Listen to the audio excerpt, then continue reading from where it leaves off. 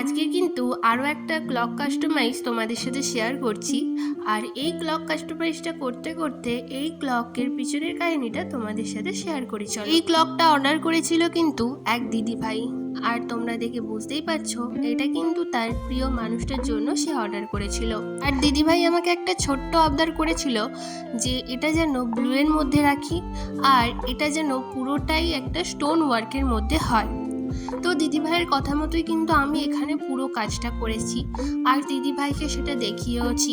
দিদিভাইয়ের প্রথমত খুবই পছন্দ হয়েছিল, কিন্তু যখন আমি জিনিসটা ডেলিভারি করি আমার সাথে কোনো দিনও এরকম হয়নি। আমার প্রত্যেকটা জিনিসই প্রায় কুরিয়ারের মাধ্যমে যায়, কিন্তু কোনো দিনও এরকম হয়নি যে কোনো জিনিস ভেঙে গেছে বা কিছু হয়েছে। এখানেও একটা লেখা উঠে গেছিলো আর 9 নাম্বারটা কিন্তু এক্সট্রা ভেঙে গেছিলো।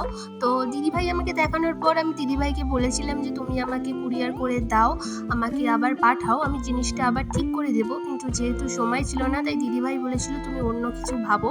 তো আমি দিদিভাইকে আবার সেই লেখাগুলো পাঠিয়ে দিই আর বলে দিই যে কিরমভাবে কি লাগাতে হবে, আর দিদিভাই কিন্তু সেরমভাবেই লাগিয়ে নিয়েছিল। তো আজকের কাস্টমাইজটা কেমন হয়েছে অবশ্যই জানিও। টাটা।